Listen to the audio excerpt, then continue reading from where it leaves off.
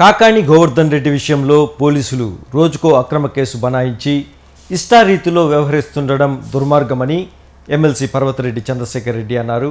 ఆయన మీడియా సమావేశంలో మాట్లాడారు. ఈ సందర్భంగా ఆయన మాట్లాడుతూ టీడీపీ నేతలు గోవర్ధన్ రెడ్డి పారిపోయారని, విదేశాలకు వెళ్ళుంటారని, ఏవేవో అసత్య ప్రచారం చేస్తున్నారని మండిపడ్డారు. ఇలా మాట్లాడుతున్న టీడీపీ నేతలు ప్రభుత్వం వారి చేతుల్లోనే ఉంది, కావాలంటే విచారణ జరుపుకోవచ్చని, కానీ ఇలాంటి అసత్య ఆరోపణలు ప్రచారం చేయడం సిగ్గుచేటన్నారు. కాకాణి గోవర్ధన్ రెడ్డి తనపై నమోదైన అక్రమ కేసుల విషయంలో న్యాయపరంగా రక్షణ పొందేందుకు యాంటిసిపేటరీ బెయిల్కు అప్లై చేశారని తెలిపారు. దీనికి సంబంధించి బెయిల్ ఉత్తర్వులు రావడానికి ఆలస్యం జరిగే అవకాశం ఉన్నందున ఆయన న్యాయ సంప్రదింపులకు అందుబాటులో ఉండేందుకు కొంత సమయం తీసుకుంటున్నారని తెలిపారు. టీడీపీ నాయకులు అసత్య వార్తలు ప్రచారం చేయడం మానుకోవాలని హితవు పలికారు. పోలీసు ఎలా కేసులు పెడుతుంది, ఏ విధంగా భయభ్రాంతులకు గురి చేస్తుంది అనే విషయం అందరికి కూడా గమనిస్తూ ఉన్నాం. ప్రధానంగా ఇక్కడికి వచ్చేటప్పటికి ఏదైతే ఇల్లీగల్ మైనింగ్ జరిగిందని చెప్పి చెప్తా ఉన్నారో దానికి సంబంధించి పోలీసులు కావాల్సింది విచారణ, దాంట్లో ఉన్నటువంటి వాస్తవాలను తెలుసుకోవాలన్నది ఆలోచన అయితే వాళ్ళకి కాదు. వాళ్ళకి ఎంతసేపు కాకాణి గోవర్ధన్ రెడ్డి గారిని అరెస్ట్ చేయాలా, తనని రిమాండ్కి పంపించాలా, తనని జైల్లో నిర్బంధించాలా అన్న ఒక ఏకైక లక్ష్యంతోనే వాళ్ళు ముందుకెళ్తున్నట్టుగా కనపడుతుంది. కానీ వాళ్ళకి ఎక్కడా కూడా దీని మీద విచారణ చేసి దాంట్లో ఉన్నటువంటి వాస్తవాలను తెలుసుకోవాలన్న ఆలోచన పోలీసులు ఎక్కడ కనిపించట్లా. ఆ ఉద్దేశంతోనే విచారణకి గోవర్ధన్ రెడ్డి గారు సిద్ధం. అక్కడ ఉన్నటువంటి వాస్తవాలు తనకేదైనా కనుక తెలుసుంటే వాళ్ళు అడిగితే వాటిని చెప్పడానికి సిద్ధమే. కానీ వారి ఆలోచన కానీ వారు కేసులు పెడుతున్నటువంటి విధానం కానీ తెలిసిన తర్వాత సో ఈ పద్ధతిలో వెళ్ళినప్పుడు సరిగ్గా ఉండదన్న ఆలోచనతో శ్రేయోభిలాషులు కానీ, కార్యకర్తలు కానీ, నాయకులు కానీ లక్షలాది మంది ఆయనకి ఇచ్చినటువంటి సలహాలను బేస్ చేసుకొని ఆయన ఒక యాంటిసిపేటరీ బెయిల్ తీసుకొని, అంటే ఈ విధంగా అక్రమ కేసులు నిర్బంధం చేయకుండా ఒక యాంటిసిపేటరీ బెయిల్ తీసుకొని ఆ యాంటిసిపేటరీ బెయిల్ వచ్చిన తర్వాత విచారణకు రావాలన్న ఆలోచనతో యాంటిసిపేటరీ బెయిల్ కోసం ముందుకు వెళ్ళడం కూడా జరిగింది. అయితే మీరందరూ కూడా ఇక్కడ ఒక విషయాన్ని తెలుసుకోవాలి. ఈయన కోర్టుకు వెళ్ళింది విచారణకు రానని కానీ, విచారణ చేయించద్దని కానీ ఈయన కోర్టుకు వెళ్ళాల.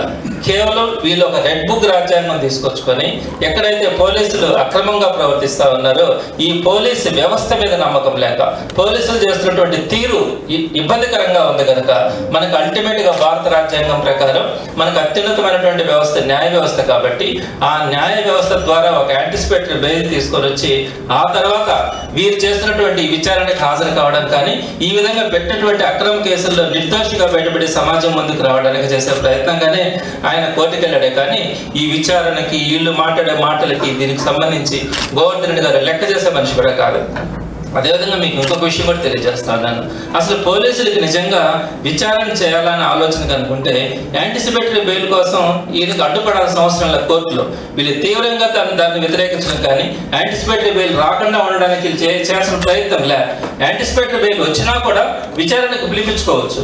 విచారణలో కావాల్సినటువంటి అంశాలన్నింటినీ కూడా వాళ్ళు తెలుసుకొని చట్టబద్ధంగా వాళ్ళు ఏ విధంగా కావాలంటే ఆ విధంగా ముందుకెళ్ళచ్చు.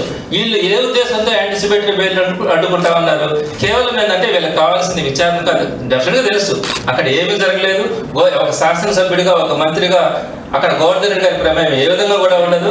కానీ ఏదో ఒక విధంగా ఆయన అరెస్ట్ చేసి రిమాండ్కి పంపించి నిర్బంధించాలన్న ఆలోచనే కానీ వారికి విచారణ వీటి మీద వాళ్ళకి ఏ విధమైనటువంటి ఆలోచన లేదు. కాబట్టి యాంటిసిపేటరీ బెయిల్ రాకుండా ఉండడానికి వీళ్ళు తీవ్రంగా ప్రయత్నించడం, అక్కడ అడ్డుకోవడం కూడా మనం గమనిస్తా ఉన్నాం. ఇకపోతే మూడో పాయింట్కి వచ్చేటప్పటికి కాకాణి గోవర్ధన్ రెడ్డి గారు పారిపోయినాడని చెప్పి చాలా న్యూస్లు కనపడతా ఉన్నాయి. ఎందుకు పారిపోతాడండి? ప్రభుత్వం మీది, మీ చేతుల్లో అధికారం ఉంది, మీకు ఇష్టం వచ్చినట్టు మీరు చేసుకోవచ్చు. టోటల్గా ఎక్కడెక్కడైతే ఎయిర్పోర్ట్స్లో ఎవరో లేదా ఇతర దేశాలకు కానీ, ఎక్కడైనా ఇతర రాష్ట్రాలకు కానీ ఎయిర్పోర్ట్స్ నుంచి వెళ్ళినారో ఆ డేటా అంతా కూడా మీకు 1 అవర్లో తెప్పించుకోగలిగిన శక్తి రోజు గవర్నమెంట్ దగ్గర ఉంది. మరి అలాంటి పరిస్థితుల్లో ఇతర దేశాలకు పోయినాడని ఎందుకు పోతారు? పోవాల్సిన అవసరం ఏంటి? గోవర్ధన్ రెడ్డి గారు తప్పు చేస్తే పోతారు, అవసరమా? పోతే మీరు కనుక్కోకుండా ఉంటారా? పోలీస్ వ్యవస్థ అంత చేతకంతరంగా ఉందా? ఇతర దేశాలకు పోతే తెలుసుకోలేనంత వ్యవస్థ మీ దగ్గర ఉందా? సో ఎందుకు మాట్లాడుతూ ఉన్నారు, ఎందుకు చేస్తా ఉన్నారు? ఈ విధంగా చేసినప్పుడు ఎందుకు ఖండించకుండా ఉన్నారు? ప్రోత్సహించి రాయించుకోవడం తప్ప. సో ఎటువంటి పరిస్థితుల్లో కాకాణి గోవర్ధన్ రెడ్డి గారు ఈ పద్ధతుల్లో ఎక్కడికైనా పారిపోయాడు అనే మాట అవాస్తవం. ఆయనకు పారిపోవాల్సిన అవసరం లేదు. డెఫినెట్గా న్యాయస్థానాల్లో ఆయన పోరాడడానికి లాయర్స్తో అతను ఇంటరాక్ట్ కావడం కానీ వారితో సంప్రదింపులు చేసుకోవడానికి కానీ అతను కొంత సమయం కేటాయించడం జరుగుతుంది. డెఫినెట్గా దానికి తుది తీర్పు తొందరలోనే వస్తున్నాయి కాబట్టి ఆ రోజు దాకా కూడా వేచి ఉండడమే తప్ప వీరు అనుకున్నట్టుగా కావాలని ఒక గ్లోబల్ ప్రజలను తప్పుదారి పట్టించడానికి ఒక భయభ్రాంతులు క్రియేట్ చేయడానికి ఈ విధంగా గోవర్ధన్ రెడ్డి గారు పారిపోయినాడని చెప్పి మాట్లాడారు. ఇంకొక విషయం కూడా చెప్తా ఉన్నాను, టీడీపీ వాళ్ళ మీద కేసులు ఎప్పుడు పెట్టలేదా? గతంలో కొన్ని కేసులు వచ్చినాయి కదా, చంద్రబాబు నాయుడు గారు సహా చాలా కేసులు వచ్చినాయి కదా. ఆ రోజంతా యాంటిసిపేటరీ బెయిల్ తెచ్చుకోలేదా? చంద్రబాబు నాయుడు గారు యాంటిసిపేటరీ బెయిల్ తెచ్చుకోలేదా? వాళ్ళకు ఉన్నటువంటి మంత్రులు కానీ ఎవరు కూడా యాంటిసిపేటరీ బెయిల్ తెచ్చుకోలేదా? యాంటిసిపేటరీ బెయిల్ అనేది భారత రాజ్యాంగంలో సగటు పౌరుడికి వచ్చినటువంటి ఒక హక్కు. ఆ హక్కు వేసేసుకొని ఈరోజు పోలీస్ వ్యవస్థ మీద నమ్మకం లేక ప్రస్తుతం జరుగుతున్నటువంటి పోలీస్ వ్యవస్థ తీరుగానే అవన్నీ కూడా చూసిన తర్వాత రాజ్యాంగబద్ధంగా యాంటిసిపేటరీ బెయిల్ కోసం వెళ్ళారు. యాంటిసిపేటరీ బెయిల్ వచ్చినా రాకున్నా గోవర్ధన్ రెడ్డి గారు సిద్ధంగానే ఉంటారు. వచ్చినా విచారణకు వస్తారు. ఏ పరిస్థితుల్లోనైనా కూడా విచారణకు వచ్చేదానికి సిద్ధం. కాకపోతే అక్కడ న్యాయ వ్యవస్థలో జరుగుతూ ఉన్నందున వారికి కావాల్సినటువంటి ఫీడ్బ్యాక్ ఇచ్చే క్రమంలో కొంత వారితో ఇంటరాక్ట్ కావడం అటువంటి పరిస్థితుల్లో ఉంది తప్ప ఇంకొక పరిస్థితి ఎటువంటి పరిస్థితుల్లో ఆయన పక్కకి వెళ్ళే ఆలోచన కూడా ఆయనకు లేదు. మీకు ఇంకొకటి కూడా మీకు స్పష్టంగా గమనించుంటారు, పోలీస్ వ్యవస్థ. ఈరోజు పోలీస్ వ్యవస్థను మీరు గమనించండి ఒక్కసారి, ఎటువంటి సెటిల్మెంట్స్ చేస్తా ఉన్నారో తెలుసా?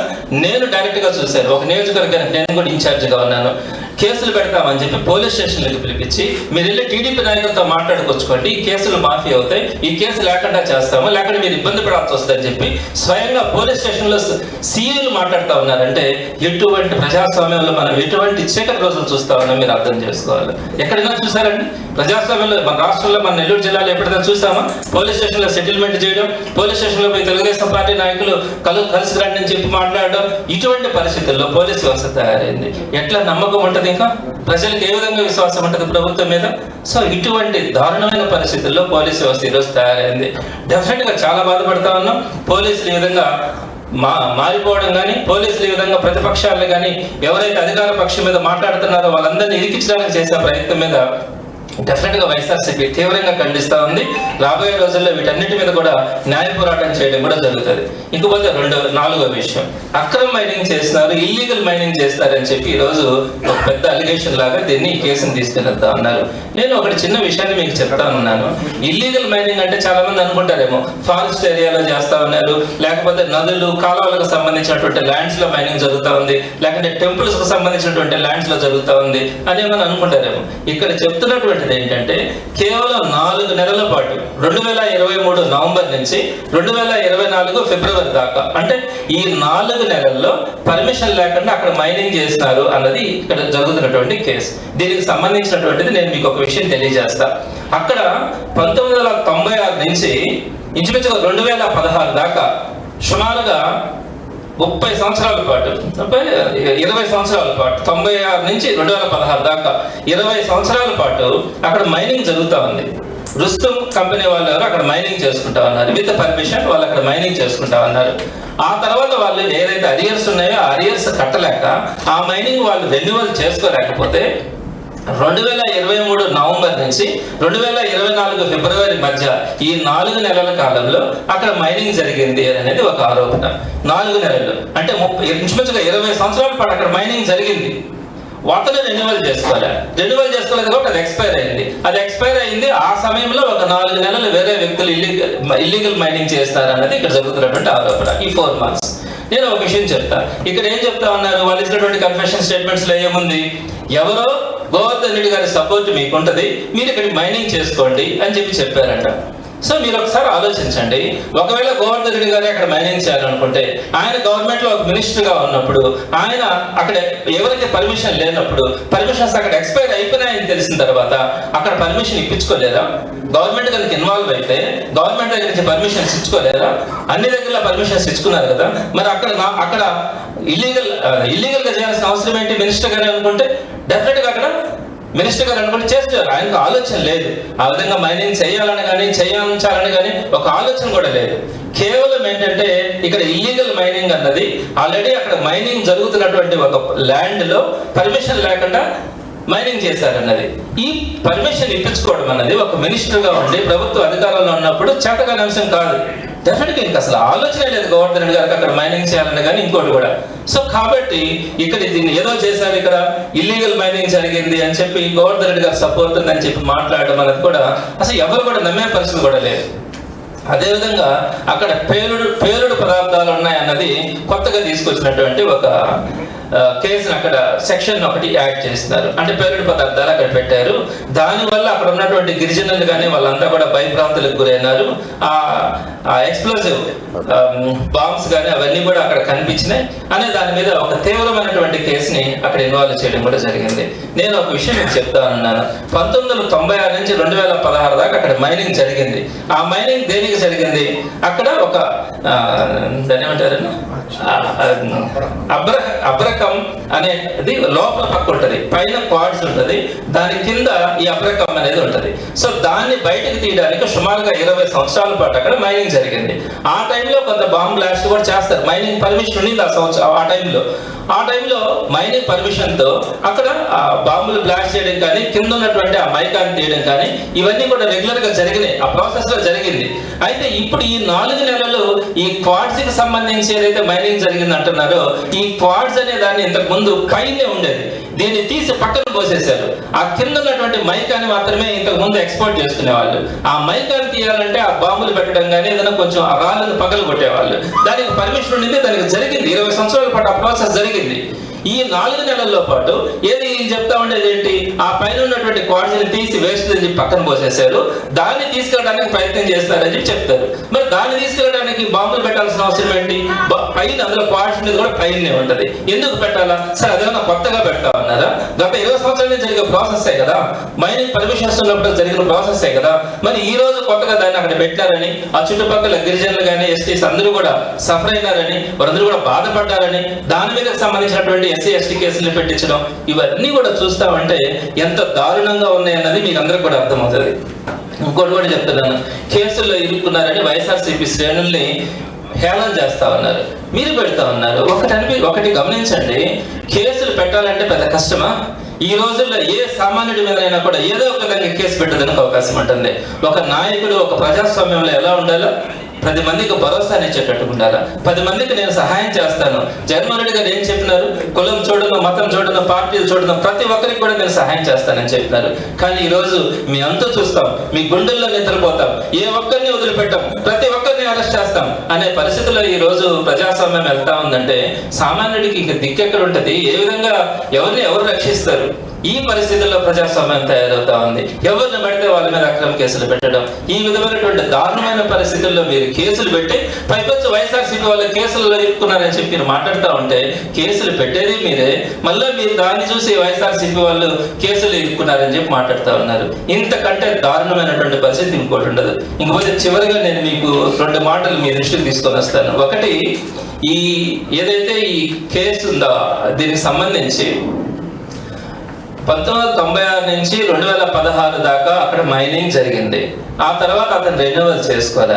2023 నవంబర్ నుంచి 2024 ఫిబ్రవరి 4 నెలల కాలంలో పర్మిషన్ లేకుండా అక్కడ మైనింగ్ చేస్తారని చెప్పి దాని మీద ఆ రోజు అక్కడ ఉన్నటువంటి సోమిరెడ్డి చంద్రమోహన్ రెడ్డి గారు అక్కడ ధర్నా చేయడం కానీ అవన్నీ కూడా రిపోర్ట్ చేయడం జరిగింది. దాని మీద కాకాని గోవర్ధన్ రెడ్డి గారు ఆ రోజు మినిస్టర్గా ఉన్నప్పుడు జగన్మోహన్ రెడ్డి గారు ఈ వచ్చినటువంటి అలిగేషన్ మీద ఒక ఎంక్వైరీ చేయించారు. ఎవరైనా కూడా తెలుగుదేశం పార్టీలు ఎక్స్పెక్ట్ చేయగలమా? ఈ రోజు కనుక కంప్లైంట్ ఇస్తే దాని మీద ఎంక్వైరీ చేసే శక్తి ఈ రోజు కూటమి ప్రభుత్వం అనుకుందా? కానీ ఆ రోజు గోవర్ధన్ రెడ్డి గారు ఇచ్చినటువంటి సలహా మేరకు జగన్మోహన్ రెడ్డి గారు ఒక ఎంక్వైరీ ఇచ్చారు. ఆ ఎంక్వైరీ రిపోర్ట్ లో క్లియర్ గా కూడా మెన్షన్ చేయడం జరిగింది. అక్కడ అలాంటి ఏ విధమైనటువంటిది ఇల్లీగల్ గా వీళ్ళు చెప్పినటువంటిది ఆ 4 నెలల్లో ఎక్కడ కూడా ఇల్లీగల్ మైనింగ్ కానీ అక్కడి నుంచి లిఫ్ట్ చేసినటువంటి పరిస్థితులు కానీ లేవని చెప్పి ఆయన క్లియర్ గా మనకు ఆ రోజు 2/1/2024 ఒక రిపోర్ట్ ఇవ్వడం జరిగింది. సో ఇదే అధికారుల దగ్గర మరలా ఈ ప్రభుత్వం వచ్చిన తర్వాత ఫిబ్రవరి 16వ తేదీన ఒక FIR కట్టించారు. ఒక 3 వ్యక్తుల మీద, అన్ని కూడా bailable cases, A1, A2, A3 3 మీద FIR కట్టించారు. అవన్నీ కూడా బెయిలబుల్ కేసెస్. అయితే ఆ తర్వాత 1 నెల తర్వాత ఇంకొక 7 మందిని అరెస్ట్ చేయాలన్న ఆలోచనతో దాంట్లో 3+7 10 మందిని కలిపి A6, A8 దగ్గర ఒక కన్ఫెషన్ స్టేట్మెంట్ తీసుకున్నారు.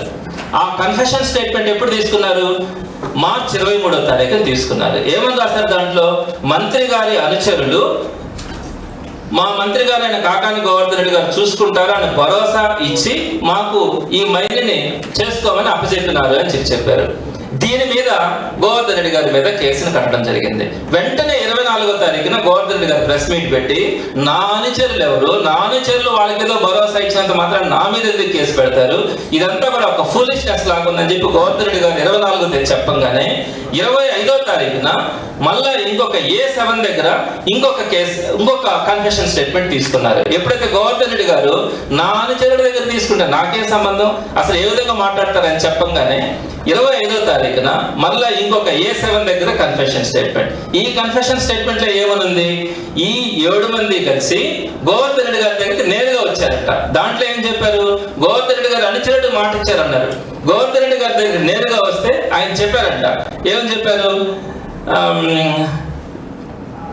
అక్కడ లీజ్ ఎక్స్పైర్ అయింది, you don't have any problem అని చెప్పాడంట. You don't have any problem అనే ఒక్క మాట ఆయనకి చెప్పాడంట.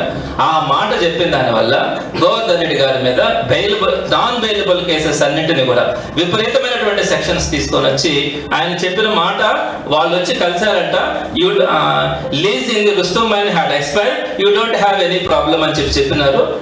కాబట్టి ఆయన మీద బెయిలబుల్ కేసులు పెడతామని చెప్పి 28వ తారీఖున ఈ కన్ఫెషన్ స్టేట్మెంట్ తీసుకొని ఆ రోజున వెంటనే ఒక నోటీసులు ఇవ్వడానికి కూడా 30వ తారీఖున ఒక్కరోజు గ్యాప్తో గోవర్ధన్ రెడ్డి గారి మీద అనేకమైనటువంటి నాన్ బెయిలబుల్ కేసెస్ అన్నింటినీ కూడా సెక్షన్స్ అన్నింటినీ కూడా యాడ్ చేసి ఇవ్వడం జరిగింది.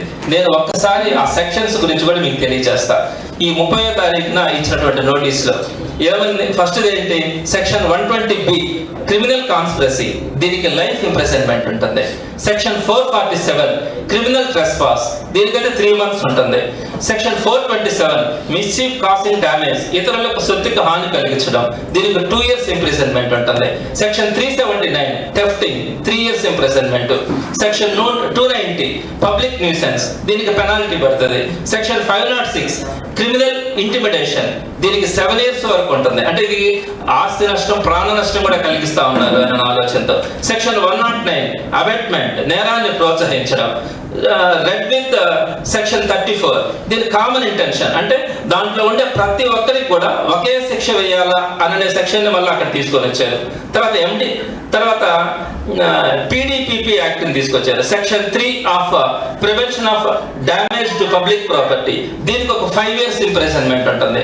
తర్వాత MMDR యాక్ట్ తీసుకొచ్చారు. Mines and minerals development and regulations కింద section 21(1) penalty for illegal mining, transportation of storage, దీనికి 5 years ఇంప్రిజన్మెంట్ ఉంది.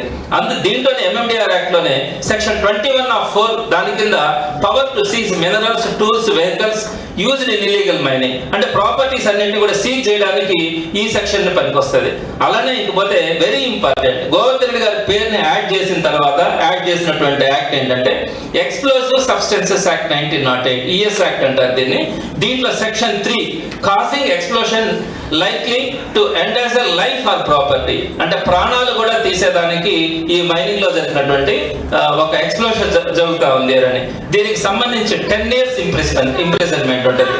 నెక్స్ట్ అలానే ఈ ES యాక్ట్ లోనే సెక్షన్ 5 కూడా యాడ్ చేస్తున్నారు. దీని ద్వారా ఎవరి వద్ద అయినా అనుమానాస్పద పరిస్థితుల్లో పేలుడు పదార్థాలు ఉంచుకోవడం అనే దాని గురించి ఈ సెక్షన్ పెడతారు. దీనికి నేర ఉద్దేశం లేనట్లు ఆయనే నిరూపించుకోవాల్సి వస్తుంది ఈ సెక్షన్ కనుక పెడితే. దీని ద్వారా లైఫ్ ఇంప్రిజన్మెంట్, లైఫ్ కనుక పడితే ఇంకొక 14 ఏళ్ళు, అలా లైఫ్ లో సంబంధించినటువంటి 2 పెట్టారు, 10 years సంబంధించి ఇంకొక 2 పెట్టారు, 7 years 1 పెట్టారు. ఈ కేసెస్ అన్ని కూడా గోవర్ధన్ రెడ్డి గారి పేరుని యాడ్ చేసిన తర్వాత ఈ సెక్షన్స్ అన్నింటినీ కూడా పెట్టడం జరిగింది.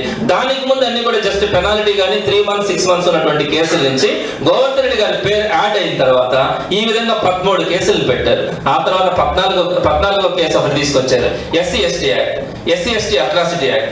దీంట్లో మీరు కానీ గమనించే పని అయితే అక్కడ ఏదైతే మైనింగ్ జరిగిందంటా ఉన్నారో, ఈ 4 నెలల పాటు మైనింగ్ జరిగిందంటున్నారో, ఆ 4 నెలలు మైనింగ్ జరగలేదన్నదే అధికారులు ఇచ్చినటువంటి దూకు మా దగ్గర ఉంది.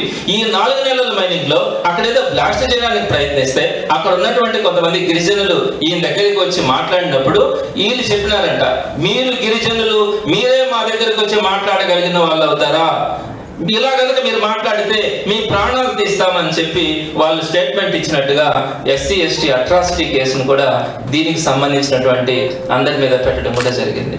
మీరు ఒక్కసారి గమనించండి, ఏంటి కేసెస్? ఒక ఎమ్మెల్యేగా ఒక వ్యక్తి ఉన్నప్పుడు, ఆ ఎమ్మెల్యేగా ఉన్నప్పుడు ఆ కాన్స్టిట్యున్సీలో ఎక్కడో ఒక దగ్గర, ఈ రోజు నేను ఒకటి చెప్తున్నా, నెల్లూరు జిల్లాలో 10 నియోజకవర్గాలు ఉన్నాయి కదా, ఈ 10 నియోజకవర్గాల్లో ప్రతి నియోజకవర్గం కూడా శాండ్ కానీ గ్రావెల్ కానీ లేకపోతే ఏదో ఒక క్వార్ట్జ్ మైన్స్ కానీ సిలికా మైన్స్ కానీ ప్రతి ఒక్కటి కూడా ఉన్నాయి. ఈ విధంగా పెట్టాలనుకుంటే అక్కడ ఉన్నటువంటి ఏదో ఒక దగ్గర పర్మిషన్ లేకుండా ఏదో కొన్ని టిప్పర్లు ఎత్తినారనే విధంగా కనుక కేసు పెట్టగలిగితే ఒక్క ఎమ్మెల్యే అయినా కూడా రేపు పొద్దున బయట ఉంటాడని మిమ్మల్ని అడుగుతా ఉన్నా. అన్ని కాన్స్టిట్యున్సీస్ లో ఉన్నాయి, నెల్లూరు సిటీతో సహా ప్రతి కాన్స్టిట్యున్సీలో కూడా శాండ్ దగ్గర నుంచి క్వార్ట్జ్ దగ్గర నుంచి ప్రతి ఒక్కటి గ్రావెల్ ఏదో ఒకటి ఉన్నాయి. ప్రతి దగ్గర కూడా అన్నిటిని కూడా పర్మిషన్ తీసుకోకుండా ఏదో ఒక ట్రక్ గా ఎత్తితే ఈ విధమైనటువంటి సెక్షన్స్ కనుక పెట్టే పని అయితే రాబోయే రోజుల్లో ఎటువంటి పరిస్థితులు ఉంటాయనేది మీరు ఆలోచించుకోవాలి ఒకసారి. ఇటువంటి వ్యవస్థల్లో మనం ఉన్నాం.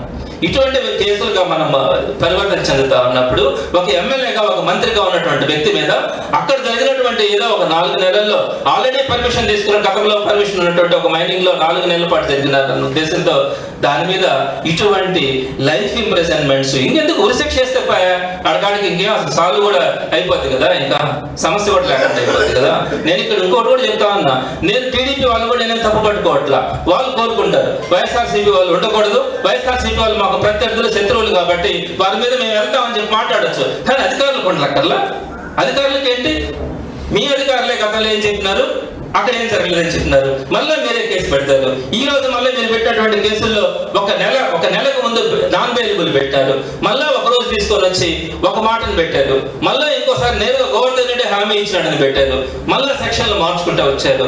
దప్పగా ఆ కేసులో ఎక్కడైతే ఈ యాంటిసిపేటరీ బెయిల్ వస్తుందని భావిస్తా ఉంటారు, దానికి సంబంధించి అడ్వాన్స్ గా మళ్ళీ ఇంకో కేసు తీసుకురావడం, ఇంకో సెక్షన్స్ తీసుకురావడం, ఈ విధంగా చేసుకుంటా పోతే ఎవరు నమ్ముతారండి పోలీస్ వ్యవస్థని? ఎలా నమ్ముతారు? ప్రజలు ఎలా సంతోషంగా ఉండగలరు? ప్రజల తరపున ఏ విధంగా మాట్లాడగలం? రేపొద్దున పద్ధతిగా ఉండేవాడు, ఈ కేసులు అంటే ఇష్టం లేని వాళ్ళు ఎవరు రాజకీయాల్లోకి రాగలరు, ఎవరు ప్రజల కోసం పనిచేయగలరు? సో ఇది దారుణమైనటువంటి అంశం. దీన్ని ప్రజలు అందరూ కూడా తీవ్రంగా తీసుకోవాల్సినటువంటి విషయం. ఈ విధమైనటువంటి కేసులు పెడతారా? ఆ వ్యక్తిని గవర్నర్ రెడ్డి గారు ఒక జిల్లా పరిషత్ చైర్మన్ గా ఆయన ఏం చేస్తున్నాడో తెలుసు, 2 సార్లు ఎమ్మెల్యేగా మంత్రిగా ఆయన ఎంతో కొంత క్రెడిబిలిటీ సంపాదించుకున్నాడు కదా. అటువంటి వ్యక్తి మీదనే ఇన్ని కేసులు పెడితే లైఫ్ ఇంప్రిజన్మెంట్స్ వేయాలని చెప్పి ఈ విధంగా అన్ని అక్రమమైనటువంటి కేసులు పెడితే ఈ రోజు మళ్ళీ నేను ఒకటి నిన్న మొన్న ఇంకో 2 కేసులు పెడతా ఉన్నారంట. నిజమో కదా తెలియదు, నిజమే ఉంటుంది, లేకుంటే ఎందుకు వస్తుంది ఈ మాట కూడా? ఇదే కేసులు పెడితే ఇలా నమ్మి ఎలా రావాలండి?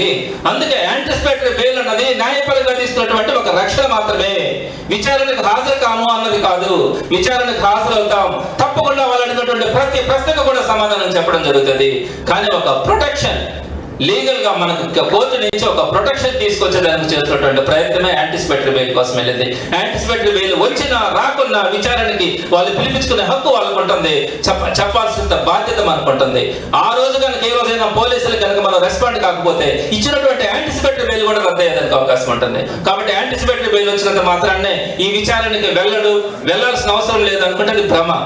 యాంటిసిపేటరీ బెయిల్ కేవలం మీరు చేస్తున్నటువంటి ఈ చర్యలకి ఒక ప్రొటెక్షన్ గా తీసుకొస్తున్నటువంటి, న్యాయపరంగా తీసుకుంటున్నటువంటి ఒక అంశం మాత్రమే. దానికోసంగానే ఈ రోజు గవర్నర్ రెడ్డి గారిని ఇంతలాగా మాట్లాడడం అనేది చాలా బాధాకరం. దీన్ని ప్రజాస్వామ్యంలో ఉన్నటువంటి ప్రతి ఒక్కరు కూడా ఖండించాల్సిన అవసరం ఉంది అని మీ ద్వారా నేను సవినయంగా అందరికీ తెలియజేస్తాను. మీరు ఏదైనా ప్రశ్నలు కలగండి. సార్, కేవలం సర్వేపల్లి నియోజకవర్గంలోనే వైట్ వాచ్ రావడం జరిగిందా? జిల్లాలోని వెంకటగిరి కావచ్చు, సూళ్ళూరుపేట కావచ్చు, గూడూరు కావచ్చు, ఇక్కడ నుంచి కూడా భారీగా తరలిపోయిందని చెప్పి భారీగా అనిపిస్తున్నాయి గత ప్రభుత్వం. ఇప్పుడు నుంచి కాదు, గత 25-30 సంవత్సరాల నుంచి నేను చిన్నపిల్లడు ఉన్నప్పటి నుంచి నాది గూడూరు కాన్స్టిట్యున్సీ. ఈ సిలికా కానీ, శాండ్ కానీ, క్వార్ట్స్ కానీ ఇవన్నీ కూడా అక్కడ జరుగుతూ ఉన్నటువంటి ఒక ప్రాసెస్. ప్రతి దగ్గర కూడా మైనింగ్ జరుగుతూ ఉంది. ప్రజల అవసరాల దృష్ట్యా, సమాజ అవసరాల దృష్ట్యా మైనింగ్ చేయాల్సిన అవసరం కూడా ఉంటుంది. దాన్ని తీసుకెళ్లి మళ్ళీ ఎక్కడ ప్రజా ఉపయోగాలకు కానీ అట్లా వాడుకుంటారు. ఎక్కడ కూడా ప్రజల దగ్గర కూడా జరుగుతూ ఉంది, జరిగే ప్రాసెస్. అయితే ఇక్కడ గోవర్ధన్ రెడ్డి గారిని అరెస్ట్ చేయాలన్నా, నిర్బంధించాలన్న ఒక ఆలోచన తప్ప ఇక్కడ ఇంకొక అంశం లేదు. సేమ్ రుస్టింగ్ మైనింగ్ లోనే 1995 నుంచి అక్కడ మైనింగ్ జరుగుతూ ఉంది కదా. ఈ 4 నెలల్లోనే ఏమొచ్చింది? ఈ 4 నెలల్లో ఏది చేయాలనుకుంటే ప్రభుత్వం ఉంది కదా, ఈయన మంత్రికి ఉన్నారు కదా, ఈయన పర్మిషన్ తెచ్చుకుంటారు కదా. పర్మిషన్ లేదన్న కారణంగా మీరు ఈ రోజు అక్రమ మైనింగ్ అని చెప్పి ఈయన మీద, అక్కడ ఎవరో చేసి కూడా ఉండొచ్చేమో, ఈయన మీద కేసులు పెట్టడం ఏంటి, నాన్ బెయిలబుల్ పెట్టడం ఏంటి, అందులో ఉన్నటువంటి A1 నుంచి A10 దాకా అందరికీ కూడా ఒకే కేసులు అప్లై అవుతాయని చెప్పి RW35 అనుకుంటాను ఆ యాక్ట్ కూడా పెట్టారు. సార్ రెడ్ విత్ 35 ఇవన్నీ కూడా మంచి సంప్రదాయాలు కాదని తెలియజేస్తా ఉన్నాను. చెప్పండి అన్న. ఇప్పుడు విద్యా కిరణ్ అనే ఆయన దీనిలో కంప్లైంట్. ఓకే, విద్యా కిరణ్కి ఈ కంప్లైంట్ చేసే అర్హత ఉందా లేదా? మీరు చెప్పిన దాంట్లోనే ఆన్సర్ ఉందని అయిపోయిందని క్వశ్చన్ అయిపోయింది. ఆల్రెడీ ఎక్స్పైర్ అయిపోయిన మైండ్ ఓనర్ ఎలా అయ్యాడు? అదే సేమ్ క్వశ్చన్ నేను కూడా అదే అంటున్నాను. అసలు ఈ విద్యా కిరణ్ అనే అతను ఈ రుస్తుం మైనింగ్ సంబంధించినటువంటి ఓనర్, మాజీ ఓనర్. ఆయనకు 2016లోనే ఆయన కట్టాల్సినటువంటి ప్రీమియమ్స్ కానీ అవన్నీ కట్టకండి అంటే అది రెన్యువల్ చేసుకోక అది ఎక్స్పైర్ అయిపోయింది. ఇంకా ఆయనకి ఏ విధమైనటువంటి హక్కు లేదు. సరే, మీరు ఆయన తీసుకున్నటువంటి కేసును కనుక మీరు కన్సిడర్ చేసే పని అయితే అది పబ్లిక్ ప్రాపర్టీ, అది ఒక ప్రైవేట్ ప్రాపర్టీ అయితే కానీ గవర్నమెంట్ ప్రాపర్టీ కాదు కదా. గవర్నమెంట్ ప్రాపర్టీ కానప్పుడు యాక్షన్ ఎందుకు వస్తాయి మీకు అందరికీ కూడా? పబ్లిక్ సంబంధించినటువంటి ఎందుకు వస్తాయి యాక్షన్ కూడా? అసలు ఆయనకి ఏం సంబంధం? ఆయనది కాదు ఎక్స్పైర్ అయితే గవర్నమెంట్ కి సంబంధించి. మీరు పెట్టినటువంటి కేసుల్లోనే అది గవర్నమెంట్ కి సంబంధించింది, అక్కడ పర్మిషన్ లేకుండా గవర్నమెంట్ నుంచి పర్మిషన్ లేకుండా చేస్తారని మీరు పెట్టినటువంటి కేసు. కాబట్టి ఆయన దగ్గర మళ్ళీ కంప్లైంట్ పెట్టించడం, దాన్ని బేస్ చేసుకొని కేసులు పెట్టడం కూడా ఇవన్నీ కూడా ఫాల్స్ కేసెస్ అనేది ఈరోజు ప్రజలందరికీ కూడా తెలిసినటువంటి అభిప్రాయం. ఇప్పుడు ఎక్స్పైర్ అయినప్పుడు దానికి ఏడీ మైన్స్ MRO దానికి అథారిటీగా ఉంటాడు, ఈ విధంగా అవుతాడు, వాళ్ళ పెట్టాలి కేసు. డెఫినెట్ గా పెట్టింది అయితే ఇప్పుడు మళ్ళా ఏదైతే డిపార్ట్మెంట్ నుంచి ఆ రోజు క్లీన్ చిట్ ఇచ్చి అక్కడ బాగానే జరిగిందని చెప్పి 2024 జనవరిలో ఏదైతే రిపోర్ట్ వచ్చిందో మళ్ళా అదే డిపార్ట్మెంట్ అదే ఆఫీసర్స్ దగ్గర మళ్ళా కూడా కేసు పెట్టించినారు. ఈ కేసులు ఆ కేసులు వాళ్ళ పోలీస్ డిపార్ట్మెంట్ ఏంటంటే ఒక 100 రాళ్ళు వేస్తే ఏదో ఒక రాయి తగలకుండా పోద్దన్న ఉద్దేశంతో కనిపించినట్టు మీద కనిపించినట్టు కేసులు పెట్టుకుంటూ పోవడం, కనిపించడం మీద కనిపించినట్టుగా వాళ్ళందరినీ తీసుకొచ్చి లోపల పెట్టడం, వాళ్ళ మీద ఇవన్నీ చేస్తే ఎక్కడో దగ్గర గవర్నమెంట్ చెక్క కొత్తగా జీవంతుని తీసుకొచ్చి లోపల లేకపోతామని ఆలోచన తప్ప ఇంకొక ఆలోచన అయితే కనపడట్లా. మీరు అన్నట్టుగానే ఆయనకి ఏ సంబంధం? ఆయన ఎందుకు పెట్టారు? విద్యా కిరణ్ గారికి ఏ సంబంధం ఉంటే ఆయన కేసు పెడతారు? ఇప్పుడు మన టార్గెట్ ఒక్కటే, గోవర్ధన్ రెడ్డి గారికి సంబంధించి ఇందులో యాంటిసిపేటరీ బెయిల్ తీసుకోవడానికి ప్రయత్నిస్తా ఉన్నాం. అది వచ్చిన తర్వాత ఇవన్నీ వస్తాయి. ఏ ఒక్కరిని కూడా డిపార్ట్మెంట్ వాళ్ళు కూడా ఎందుకు వదిలిపెడుతుంది వైఎస్ఆర్సీపీ? ఎందుకు పెడతాం? ఈ విధమైనటువంటి అక్రమ కేసులు పెట్టి ఈ విధంగా నిర్బంధించాలని ప్రయత్నిస్తున్నప్పుడు వాళ్ళని మాత్రం వదిలిపెట్టేది వీళ్ళనే కాదు, ప్రతి ఒక్కరి మీద కూడా చర్యలు ఉంటాయి. బట్ అందుకు సిద్ధపడాలి అవతరాలు కూడా. యువతరాలు ఈరోజు మానసికంగా ఇబ్బంది పెట్టి వీళ్ళందరినీ క్షోభ పెట్టేంత మాత్రాన ఈ రోజు గడిచిపోద్ది అనుకుంటే ఎట్లా? కుదరదు, ఇవన్నీ కూడా కుదరదని చెప్పి కూడా తెలియజేస్తాను. గత ప్రభుత్వ హయాంలో తెలుగుదేశం పార్టీకి సంబంధించి అనేక మంది ఎమ్మెల్యేల పైన, ఎవరైతే గతంలో ఉన్నటువంటి మాజీ మంత్రుల పైన కేసులు పెట్టారు, లోపల జైలులో కూడా వెళ్తున్నటువంటి పరిస్థితి. ఈ క్రమంలో తాజాగా వైసీపీలో కూడా ఇలా జరుగుతుందంటారు. మీరు ఒక విషయం, నాకు మిగతా జిల్లాల గురించి కొంచెం అవగాహన తక్కువనే అనుకుందాం. మన నెల్లూరు జిల్లా గురించి మాట్లాడదాం. నెల్లూరు జిల్లాలో గత 5 సంవత్సరాల్లో ఏ తెలుగుదేశం పార్టీ లీడర్ మీదనైనా ఒక స్థాయికి వెళ్ళిన వాళ్ళ మీద పెట్టాల. అంతకుముందు తెలుగుదేశం పార్టీ ఉన్నప్పుడు 2 ఎమ్మెల్యేల మీద కేసులు పెట్టారు. ఆ కేసులు నిలబడ్డాయా? నెల్లూరు సిటీ రూరల్ మీద పెట్టారు కదా కేసులు. అంతకుముందు ఎప్పుడైనా సంస్కృతి ఉండిందా? అంతకుముందు ఎప్పుడైనా ఉండిందా? పోయిన వైఎస్ఆర్సీపీలో మన నెల్లూరు జిల్లాలో ఎప్పుడైనా చూసామా? మళ్ళీ తెలుగుదేశం పార్టీ వచ్చింది, మళ్ళా కేసులు పెట్టడం.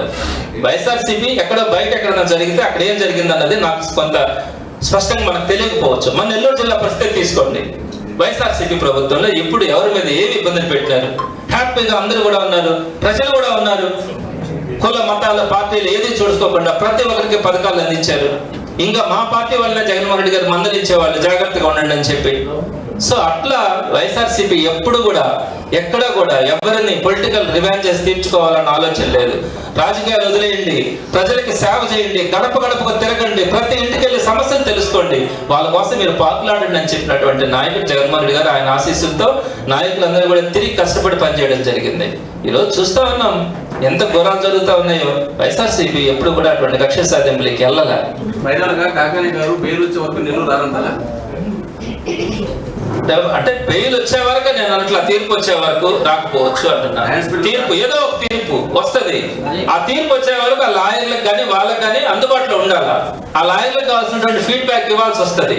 కాబట్టి ఈ రోజు మీరు ఇంకొకటి కూడా చూడండి, కొత్తగా వాళ్ళ కూతురు అల్లుడికి కూడా నోటీసులు ఇచ్చి వాళ్ళకు కూడా పోలీస్ స్టేషన్ దగ్గర పిలిపిస్తే ఏం చేయాలా? ఇంకెలా? ఒక మనిషి ఇంట్లో పెద్ద మనిషి, ఆయన గోవర్ధన్ రెడ్డి గారు ఒక తండ్రి ఒక మామ కూడా కాదు, ఒక జిల్లాకు ఒక నాయకుడు ఆయన. ఈ జిల్లాలో ఉన్నటువంటి కార్యకర్తలు, నాయకులు కానీ, శ్రేయోభిలాషులు కానీ అందరూ కూడా ఎక్స్పెక్ట్ చేస్తారు గోవర్ధన్ రెడ్డి గారు అందరితో అందుబాటులో ఉండాలా, ప్రతి ఒక్కరికి పనిచేయాలనే ఆలోచనలో ఉంటారు. సో కాబట్టి అందరి అభిప్రాయాల ప్రకారం ఆయన కూడా ఒక నిర్ణయం తీసుకోవాల్సి వస్తుంది. ఆయన ఇష్ట ప్రకారం కనుక ఆయన చేదో ఒక నిర్ణయం తీసుకుంటాడు. కానీ ఆయన ఒక పార్టీ లీడర్, పార్టీలో ఉన్నటువంటి కొంతమంది నాయకులు కానీ, కార్యకర్తలు కానీ చెప్పినటువంటి మాటలను బట్టి ఎవరు కూడా వెళ్లాల్సి వస్తుంది. డెఫినెట్ గా నేను యాంటిసిపేటరీ బెయిల్ వస్తేనే నేను అనట్లా, తీర్పు వచ్చే వరకు అంటున్నా. అది హైకోర్టు, సుప్రీంకోర్టు ఏదైనా కావచ్చు. మనకు తీర్పు వచ్చే వరకు ఆయన కొంత ఫీడ్బ్యాక్ ఇవ్వాల్సి వస్తుంది. కాబట్టి ఆలోచన ఆయన ఉండొచ్చు అనేది అభిప్రాయం. ఇంకేదైనా కూడా కాకాని గోవర్ధన్ రెడ్డి గారు కేసులు పెట్టారు, ఇప్పుడు అక్రమ కేసులు బనాయిస్తున్నారు అని చెప్తారు కదా. ఇప్పుడు మీకు గూడూరులో ఆల్రెడీ చెన్నింగ్ లో ఈ రోజు కూడా మైనింగ్ జరుగుతుంది, అక్రమ మైనింగ్ జరుగుతా ఉంది. దాని ఇప్పుడు వైసీపీ అక్కడ నాయకులు కానీ అక్కడ వాళ్ళని ఇప్పుడు అడ్డుకునే ప్రయత్నం చేయలేకపోతున్నారు. ఇప్పుడు ఊరికి మాట్లాడితే నేను వచ్చేటప్పుడు విన్నా, ప్రెస్ మీట్ పెట్టాడని చెప్పి కేసు పెట్టారంట. ప్రెస్ మీట్ పెట్టారని ఇంక పోయి అడ్డుకుంటే వాళ్ళు ఇంకా ఏముంటది? జస్ట్ ఒక ప్రెస్ మీట్, మీకు ఆ డీటెయిల్స్ చెప్తా చూడండి. ప్రెస్ మీట్ పెడితే కేసు పెడితే పోయి అడ్డుకునే శక్తి ఎవరికి ఉందంటారు? చేస్తాం, వస్తాయి రోజులు వస్తాయి, రేపు ఎల్లుండి కాబట్టి మర్నాడు వస్తుంది, వదిలిపెడతామే ఏంటి అన్ని. అంత శాటిలైట్స్ ఉన్నాయి, 10 సంవత్సరాల డేటాలు కూడా తీస్తారు కదా.